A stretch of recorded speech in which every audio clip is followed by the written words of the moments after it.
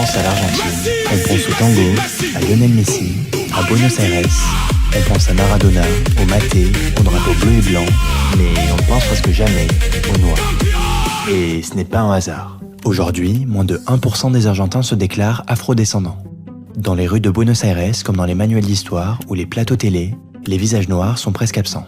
Comme si cette population n'avait jamais existé. Comme si elle n'avait jamais compté. Et pourtant, il fut un temps où les Noirs représentaient jusqu'à 1/3 de la population de Buenos Aires, où ils combattaient dans l'armée, travaillaient dans les ports, bref, jouaient un rôle central dans la vie culturelle et économique du pays. Alors, que s'est-il passé? Pourquoi cette disparition? Comment une population si présente a-t-elle pu devenir invisible? Aujourd'hui, on va parler d'un effacement. Pas un effacement soudain, brutal, spectaculaire, un effacement lent, méthodique, silencieux.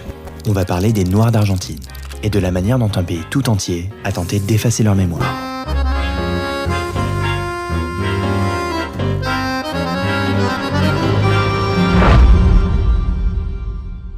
Au XVIIe et XVIIIe siècle, l'Argentine fait partie de l'empire colonial espagnol. Et comme dans tout empire colonial, il y a des esclaves. Des dizaines de milliers d'Africains sont déportés de force depuis l'Angola, le Bénin ou le Sénégal pour être vendus sur les quais du port de Buenos Aires. À l'époque, cette ville n'a rien du centre culturel qu'elle deviendra. C'est un avant-poste commercial, un carrefour où se croisent contrebande, vaches, cuir et êtres humains. Contrairement à ce que l'on croit, l'Argentine n'a pas été épargnée par la traite négrière. Elle a simplement été moins documentée. Et pourtant, les chiffres sont là. Au début du 19e siècle, un habitant de Buenos Aires sur 3 est noir ou métis. Les femmes afrodescendantes cuisinent, lavent, élèvent les enfants des familles blanches. Les hommes, eux, sont souvent envoyés dans l'armée ou dans les plantations du Nord-Ouest. Mais les Noirs ne sont pas qu'une force de travail. Ils forment une véritable communauté avec leurs traditions, leur langue, leurs rituels, leur musique. Ils ont leur église, leur confrérie religieuse, leurs propres fêtes. Et cette présence influence profondément la culture argentine. En d'autres termes, les Noirs ne sont pas une note de bas de page de l'histoire argentine. Ils en sont un chapitre à part entière. Mais ce chapitre, à peine écrit, va être effacé. Au 19e siècle, l'Argentine entre dans une nouvelle ère. Elle lutte pour son indépendance, construit son armée, trace les contours de la nation. Mais cette construction ne se fait pas pour tout le monde. Au contraire, elle se fait au détriment de certains. Et les premiers à en faire les frais sont les populations noires. Dès les premières guerres d'indépendance, les hommes noirs sont enrôlés massivement. On leur promet la liberté en échange de leur sang. Mais ce qu'on ne leur dit pas, c'est qu'ils seront souvent envoyés en première ligne, sans armes, sans formation. Et cela ne s'arrête pas là. Quelques décennies plus tard, c'est la guerre contre le Paraguay, connue comme la guerre de la Triple Alliance. Un conflit brutal, sanglant, mené de 1865 à 1870. Et là encore, les bataillons afro-argentins sont les plus exposés. Le taux de mortalité est terrifiant, à tel point qu'à la fin du 19e siècle, des observateurs notent déjà que les Noirs ont quasiment disparu de Buenos Aires. Mais ce n'était que la première étape. En 1871, une épidémie de fièvre jaune frappe Buenos Aires. Elle touche surtout les quartiers les plus pauvres, les plus denses. Et bien sûr, qui y résident principalement les populations noires, descendantes d'esclaves. Entassés, sans accès aux soins, exclus des cercles de pouvoir. Des milliers meurent. Leur part dans la population s'effondre encore. Et cette fois-ci, ce n'est plus la guerre, mais la maladie qui décime. Mais ce qu'il faut bien comprendre, c'est que cette disparition n'est pas qu'un hasard. Elle s'inscrit dans une idéologie.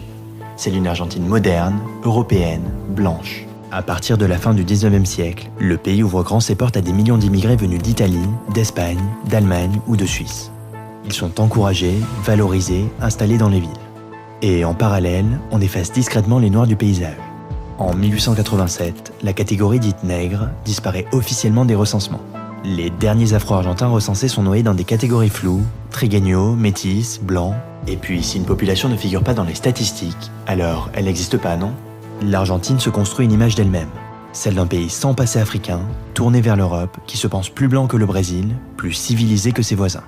Et cette image, elle va la cultiver pendant plus d'un siècle. Quand une population disparaît physiquement, on pourrait croire que sa mémoire reste. Mais en Argentine, c'est tout l'inverse. Après les guerres, les épidémies et les recensements truqués, c'est la culture noire elle-même qu'on va tenter d'effacer. Plus d'écoles afro, plus de confréries religieuses, plus de représentations publiques. Les Noirs ne sont plus dans les journaux, ni sur scène, ni dans les livres d'histoire. Et pourtant, ils sont partout. Le tango, ses rythmes viennent du candomblé, des percussions africaines jouées par des esclaves libérés dans les quartiers populaires de Buenos Aires. Mais ce lien, on ne le dit jamais. On ne l'enseigne pas à l'école. On préfère raconter que le tango vient des immigrés européens des banlieues, en effaçant les Noirs qui y vivaient aussi. Et ce n'est pas seulement dans la musique. Même la toponymie, le nom de rue, de quartier, porte des indices. Le quartier de San Telmo, l'un des plus anciens de Buenos Aires, fut un centre de vie afro. Le mot quilombo, aujourd'hui utilisé pour désigner le désordre, venait à l'origine de communautés d'esclaves en fuite. Mais qui s'en souvient? Ce n'est pas un oubli involontaire, c'est une mémoire étouffée, enterrée, comme si reconnaître ce passé menaçait l'image que l'Argentine voulait projeter d'elle-même. Et pourtant, certains se souviennent. Des familles entières ont continué à transmettre, en silence, des danses, des mots, des recettes. Des descendants d'Afro-Argentins gardent dans des tiroirs des photos, des archives, des histoires que personne n'est venu leur demander. Pendant des décennies, l'histoire afro-argentine a donc été reléguée aux marges, invisible dans les livres, ignorée par les médias, minimisée par les politiques. Mais aujourd'hui, les choses commencent à bouger. En 2010, pour la première fois depuis plus d'un siècle, le recensement argentin pose une question simple. Vous considérez-vous comme afrodescendant? Des dizaines de milliers de personnes répondent oui. Certaines par fierté, d'autres par mémoire familiale, d'autres encore par la volonté de réparer un oubli. C'est le début d'une reconnaissance tardive, mais importante. Les communautés afrodescendantes s'organisent, se regroupent, manifestent, créent des associations. Elles exigent qu'on leur enseigne leur histoire, qu'on célèbre leurs figures, qu'on répare les injustices. Des artistes, des chercheurs, des militants prennent la parole. Ils racontent leurs racines, leurs fiertés, leurs blessures aussi. Ils rappellent que l'Argentine noire n'est pas seulement une histoire ancienne, elle est vivante, ici, maintenant. Et ce n'est pas tout. Depuis les années 1990, de nouvelles vagues migratoires venues d'Afrique de l'Ouest, principalement du Sénégal, redonnent une visibilité au visage noir dans les grandes villes comme Buenos Aires, Rosario ou La Plata. Mais là encore, ce n'est pas simple. Ces communautés font face au racisme, au rejet, à la précarité.